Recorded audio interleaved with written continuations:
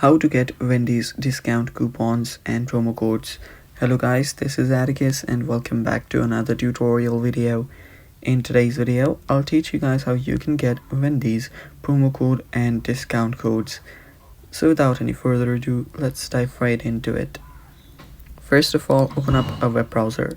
Any web browser is fine. And after you do that, head over to a website called Worth a Penny.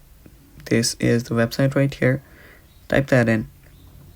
Now on the top right corner of this website there is a search bar. Tap on it. Simply search for Wendy's. After you type in Wendy's, you will see this Wendy's option pop up. Tap on it and open it up. Now tap on coupons and promo code, and after you do that you will see the best offers. There you will see codes and your certain amounts off for your products on Wendy's. So yeah, you can now use these promo codes on Wendy's to get a discount. And that's how you do it. Thanks for watching. Stay tuned for more upcoming videos, and bye bye. Take care.